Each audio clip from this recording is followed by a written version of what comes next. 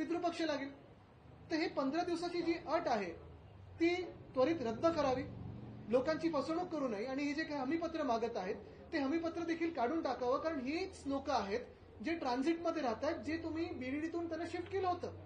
मग तुम्ही ह्यांनाच जर घरं देणार असाल आणि तुमच्या ट्रान्झिटमध्ये जर 2.5 वर्ष राहत असतील, मग तुम्हाला माहिती नाही की हेच लोक आहेत. करारनामा जो मागत आहेत त्याच्यावर देखील ऍड्रेसचे खूप घोळ झालेले आहेत, जे ताबापत्र देत आहेत. आता मला काही लोक सांगत होते की महिलांचं नाव असेल तर स्वतःचं नाव वेगळं, मग मिस्टरांचं नाव काहीतरी भलतंच दिलेलं आहे, आडनाव काहीतरी वेगळं दिलेलं आहे. जणू काय हे मतदार यादीच बनवत आहेत असं वाटायला लागलेलं आहे, फेक वोटर्सची.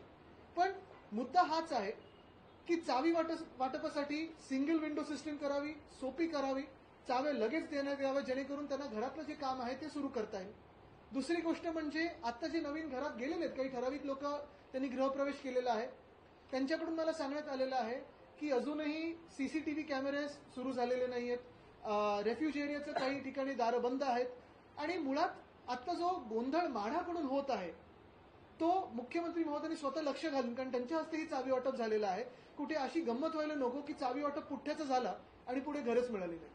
तर म्हणून आज आवर्जून मी आपल्या माध्यमातून मुख्यमंत्री महोदयांना विनंती करत आहे, म्हाडाला देखील सांगत आहे की जे काही तुम्ही पूर्ण ही प्रोसेस लावलेली, लांबण लावलेलं चावी वाटपासाठी ते रद्द करून ही 15 दिवसाची अट एक तर रद्द करा, लोकांच्या सोयीसुविधा बघा.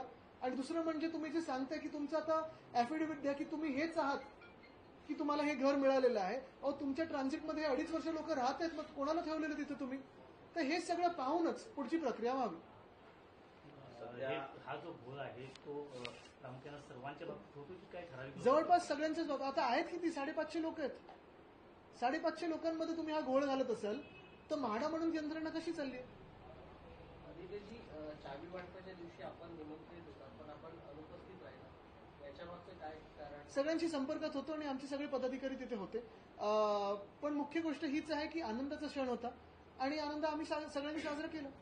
आदित्यची इमारत तयार आहे तिकडे संपूर्णपणे 2-2 वेळा तिकडे जाऊन पाहणी सुद्धा नाहीये. चावी वाटपाच्या कार्यक्रमापूर्वी तुम्ही सुद्धा तिकडे जाऊन पाहणी केली होती. मात्र 556 पहिल्या टप्प्यातील जे रहिवासी होते त्यांना चावी न देण्याचं कारण काय? केवळ 26 जणांना चावी दिली जाते. नाही, तेच सांगितलं मी. कारण मुख्य गोष्ट हीच आहे, कारण आता अनेक लोक हा विचार करतात जर आम्हाला नवीन घरात जायचं असेल तर एकदा जाऊन बघायला तर पाहिजे घर कसं आहे. घरातलं जे काही फर्निचर असतं ते शिफ्टिंगला थोडा वेळ लागतो. घरी आता सणवार येत आहे त्याच्यासाठी थोडा वेळ लागतो. तर ही अवधी देणं गरजेचं आहे, काळ देणं गरजेचं आहे. मला वाटतं थांबवण्याचं कारण एकच आहे, कारण आपण पाहता जे एक ऍडमिनिस्ट्रेटिव्ह फेलियर झालेलं आहे ते म्हाडातून दिसत आहे. बघा आता घाईघाईत म्हणजे 3-4 महिने तर इमारत तयार आहे. डीप क्लिनिंग किती वेळा करणार तुम्ही? सगळं झालेलं आहे. श्रेयवाद तुम्ही स्वतःचे होर्डिंग लावा, बॅनर लावा, जे काही करायचंय, पण आता ज्यांना तुम्ही चावी वाटप केलंय पुठ्ठ्याच्या चाव्या देण्याच्या ऐवजी खऱ्या चाव्या तर द्या.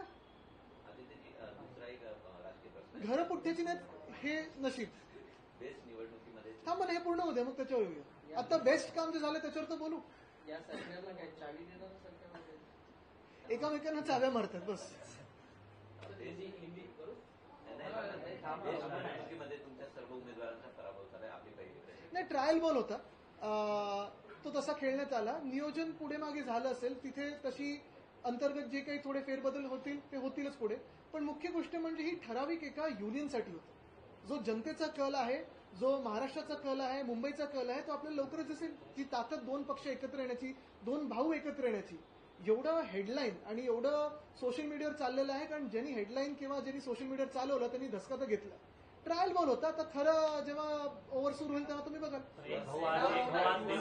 देवेंद्र फडणवीस यांना भेटायला गेले होते, वारंवार ठीक आहे ना, पण राज्याचे मुख्यमंत्री आहेत, त्यांना कुठचंही कोणी नेते जाऊन भेटू शकतात. मी देखील मध्ये 1-2 वेगळे इश्यूज घेऊन गेलेलो. आमच्या पोलीस कॅम्पचा विषय घेऊन गेलेलो. माझी आता उपमुख्यमंत्री बरोबर भेट होणार आहे. ते पोलीस कॅम्पात आम्हाला जलकुंभ पाहिजे, त्याच्यासाठी फंड मागणार आहोत. तर ह्या भेटी होत राहतात. पण मला वाटत नाही काही गैर ह्याच्यात. बेस्टची निवडणूक झाली ती युतीमध्ये लढवली. एकंदरीत मनसे आणि ठाकरेंची शिवसेना ही एकत्रपणे निवडणूक लढवते. परंतु सेना भवनाबाहेर ही संपूर्ण निवडणूक जिंकल्यानंतर भाजपच्या माध्यमातून बॅनरबाजी झाली. त्यामध्ये फक्त उद्धव ठाकरेंना दिवसण्यात आलंय. अरे डर हमाराही आहे तर करू देतं ना, सांगतो. पण तुम्हाला सांगतो ह्याच्यात पण कुठे ना कुठेतरी वोट चोरीचं येणारच आहे पुढे. आज बघा तुम्ही बिहारमध्ये जनतेचा कल कोणासोबत आहे? तेजस्वी आणि राहुल गांधींसोबत आहे. किती गर्दी होते बघा. आणि ही जी परिस्थिती आहे महाराष्ट्रात असेल, देशात असेल, काल पनवेलचं दिसतंय, आज कुलाब्याची बातमी आलेली आहे, अनेक ठिकाणी वोट चोरी झालेली. तर वोट चोरी ही सत्य परिस्थिती ही लोकांना कळायला लागलेली. या निकालानंतर सुहास सामंत यांच्यावरती काही पक्षातील अंतर्गत नाराजी आता अंतर्गत गोष्टी मी बाहेर नाही सांगू शकत. दोघांचा वापर झाला या निवडणुकीमध्ये असा पण आरोप केलाय सुहास सामंत यांनी. कशाचा? तेच मी सांगतो ना. आता काल संदीप देशपांडेजी काही बोललेले आहेत, सुहासजी बोललेले आहेत, अनेक गोष्टी बाहेर येतील. मुख्य गोष्ट हीच आहे, जरी निकाल काही लागला असेल तरी बीएसटी बद्दल आम्ही आमचं जे परखड मत आहे की बीएसटीला संपवण्याचा प्रयत्न भाजप करत आहे आणि हे महायुती सरकार करत आहे, ते आम्ही मांडत राहणार. आज राज ठाकरेंनी ट्रॅफिक संदर्भात मुख्यमंत्र्यांना सादरीकरण केले आहे. ट्रॅफिक संदर्भात अनेक विषय त्यांनी मांडलेले आहेत. आपली भूमिका मी त्याच्यात नव्हतो, पण अनेक नेते आम्ही पण देखील भेटत असतो, तर काही चुकीचं नाही. एशिया कप 9 वर्ष बीएसटीच्या पतपेढीवरती आपली सत्ता होती. मात्र ज्या प्रकारे निकाल लागलेले आहे, आता कामाची अपेक्षा काय असणार? अशी 11 वर्ष देशात कोणाची सरकार आहे बघा, आणि असेच निकाल त्यांचे देखील लागतील. त्याबद्दल नवी मुंबईत सिडकोमध्ये एक मोठा घोटाळा झाला आहे. संजय शिरसाट यांच्यावर आरोप केला जातो. त्याच्यावर आम्ही नीट बोलणार आहोत. त्याच्यावर माहिती अधिकची मिळालेली आहे आम्हाला, आणि योग्य वेळी आम्ही ती बातमी लोकांसमोर आणू. अर्थात कारवाई अपेक्षित आहे. पण दुसरी महत्वाची गोष्ट आपल्यासमोर जी मला मांडायची ती हीच आहे की आता काल परवाकडे एशिया कपचा स्क्वॉड आपल्या भारताच्या संघाचा जाहीर झालेला आहे. एका बाजूला आपण पाहिलं असेल, मला वाटतं मेच्या आसपासच पहलगाम मध्ये अटॅक झाला. 36 लोकांना तिथे किंवा जास्तीच लोकांना मारलं गेलं, बंदुकी दाखवून धर्म विचारून वगैरे मारलं गेलं. भाजपानी देखील सांगितलं की हिंदू ही धर्म विचारून मारलं गेलं. सगळेच आपण पाहतोय की सिंदूर कसं पुसलं गेलं. पण हे झाल्यानंतर आपण जागतिक पातळीवर आपल्या खासदारांना पाठवलं, विरोधी पक्षाच्या खासदारांना पाठवलं, वेगळ्या वेगळ्या देशांमध्ये पाठवलं आणि सांगितलं की पाकिस्तानच याच्या मागे आहे. आता आर्मीची त्याच्याही पुढे जाऊन बोललेले आहेत की पाकिस्तानच्या मागे चायना देखील होतं. गेले अनेक महिने पाकिस्तान कसं आयसोलेट होईल ह्याच्यावर आपण विचार करत होतो. गेले अनेक महिने जगाला आपण सांगत होतो की आयएमएफचं लोन असेल किंवा कुठचंही दुसरं लोन असेल, पाकिस्तानला देऊ नका, कारण पाकिस्तानमधूनच दहशतवाद पुढे येत आहे. आणि आज जर भाजपचं सरकार कदाचित केंद्रात असतं तर आपल्या देशाचा संघ हा पाकिस्तानबरोबर खेळला गेला नसता. पण दुर्दैव असं आहे की ती जी भाजपा, जी देशभक्तांची भाजपा होती, वाजपेयी साहेबांची भाजपा होती, ती या सरकारमध्ये नाही. आणि दुर्दैव देशाचं हे आहे की भाजप प्रणितच बीसीसीआय जे आहे, भाजप कंट्रोल बीसीसीआय आहे, तीच भाजप आणि बीसीसीआय आपल्या संघाला पाकिस्तान बरोबर खेळायला पाठवते. आपल्याला आठवत असेल भाजपातले अनेक जे आता मंत्री आहेत आणि पदाधिकारी आहेत ते शाहिद आफ्रिदी वगैरे बरोबर कसे पार्टी करत होते. तर हे जे दुटुंबीपणा आता लोकांसमोर आलेला आहे तो स्पष्ट आहे. आणि माझं अजूनही मत आहे की ह्या एशिया कपमध्ये आपण एक तर पाकिस्तानला बॉयकॉट करावं किंवा याच्यातून बाहेर पडावं, कारण जागतिक पातळीवर आपण सांगत आहोत की पाकिस्तानच दहशतवादाच्या मागे आहे. ज्यांनी पहलगामचा हमला केला, ज्यांनी आधी देखील आपण पाहिले असतील आपल्या सीआरपीएफ जवानांवर अटॅक केला होता, अनेक असे अटॅक झालेले आहेत. अशा दहशतवादाच्या देशांबरोबर आपण क्रिकेट खेळू शकतो का? बीसीसीआयने देखील विचार करावा. पैशाच्या पुढे जाऊनही काही असतं, देशभक्ती असते, हा विचार बीसीसीआयने करावा. प्रश्न असाच आहे की बीसीसीआयवर आता सरकारचा वचक नाही हे स्पष्टपणे नॅशनल स्पोर्ट्स बिल झालं ना पास, मग आता काय राहिलंय? आणि तुम्ही सांगताय की बीसीसीआय प्रधानमंत्र्यांच्या वर आहे, तुम्ही सांगताय बीसीसीआय जवानांच्या शहादतच्या वर आहे, तुम्ही सांगताय सिंदूरच्या वर देखील बीसीसीआय. त्यांच्या हाताला तर रक्त लागेल, ते रक्तबंबाळ हाताने ते क्रिकेट खेळतील का? अशाच प्रकारे तुम्ही जेव्हा पाकिस्तानची टीम येणार होती त्यावेळी आणखी गोष्ट पिच हे आपल्याशी दुबईचे विजा द्या असं करायला नाही. बघा, एक भाग महत्वाचा आहे की आम्ही काही करू विरोधी पक्ष म्हणून, हा एक वेगळा विचार झाला. पण बीसीसीआयला स्वतःचा विचार करण्याची क्षमता नाहीये का? याच्यामध्ये आर्थिक राजकारण किती वाटतंय तुम्हाला? म्हणजे देशहित, देशभक्ती आणि आर्थिक राजकारण. आर्थिक राजकारणच आहे.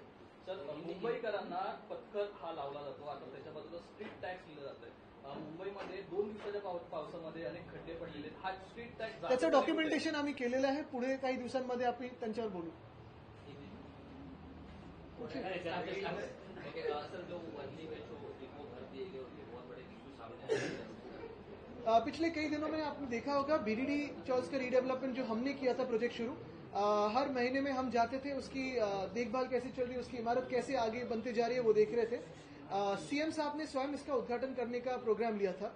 उसमें लगभग 16 लोगों को कार्डबोर्ड की कीज मिली. 556 लोग थे, उसमें से 16 लोगों को कार्डबोर्ड की कीज मिली. अभी तक सिर्फ 26 लोग उस घरों में जा पाए. क्योंकि जो प्रोसेस है घर में जाने की वो बहुत ही जटिल है, बहुत ही कठिन है। ये प्रोसेस सरल हो जाए, यही हमारी मांग है। एशिया कप का जिस तरीके से जो टीम है वो अनाउंस हुई इंडिया की, उसके बाद जिस इंडिया और पाकिस्तान का मैच होने वाला है, ऑपरेशन जिससे पहलगाम का अटैक, ऑपरेशन सिंदूर, उसके बाद अब मैच खेला जाए, किसे देखेंगे? बहुत ही शर्मनाक बात है, बहुत ही दुर्भाग्यपूर्ण बात है। शायद आज असली भाजपा सरकार में होती तो ये बात होती नहीं कि क्रिकेट हम पाकिस्तान से खेलते, लेकिन आज की भाजपा सिर्फ चुनावी हिंदुत्व जानती है और चुनावी देशभक्ति जानती है। मैंने बहुत बार पिछले 1 महीने में कहा है कि ये पाकिस्तान के साथ कोई भी संबंध होना ये गलत है। कल प्रधानमंत्री महोदय ने खुद कहा लाल किले से कि खून और पानी एक साथ नहीं बह सकता, लेकिन शायद बीसीसीआई को लगता है कि खून और क्रिकेट एक साथ चल सकता है। क्या बीसीसीआई के लिए अपने रेवेन्यूज जवानों की शहादत से बढ़कर है? क्या बीसीसीआई के लिए अपने रेवेन्यूज सिंदूर से भी बढ़कर है? क्या बीसीसीआई पीएम साहब के भी ऊपर बैठती है? कौन होती है बीसीसीआई कि एक तरफ देश में आज भी हम उस पूरे वातावरण को देख रहे हैं कि पाकिस्तान के खिलाफ जब तक पाकिस्तान दहशतवाद करते रहेगा, दहशत करते रहेगी, टेररिज्म आतंकवाद करते रहेगा, हम उनके साथ कोई संबंध नहीं रखते, ऐसे हम सब लोग कहते हैं। दुनिया में हमने डेलीगेशंस भेजे ये कहते हुए कि इस अटैक के पीछे पाकिस्तान ही है, उसके पीछे और शायद चाइना भी है। लेकिन आज दुर्भाग्य यही है हमारे देश का कि बीसीसीआई चंद पैसों के लिए और रेवेन्यू के लिए पाकिस्तान के साथ खेलना चाहती है। और मैं वापस ये दोहराना चाहता हूं कि अगर असली भाजपा होती, वाजपेयी साहब की भाजपा होती, अडवाणी साहब की भाजपा होती, तो ये दिन आज देश में नहीं होते कि सरकार में होते हुए भी बीसीसीआई भाजपा की नहीं मान रही। रोक कैसे लगाई जाए? लेकिन भारतीयों की भावना भी यही है कि पाकिस्तान तो क्या भारतीयों की भावना और बीसीसीआई की भावना साथ में नहीं है?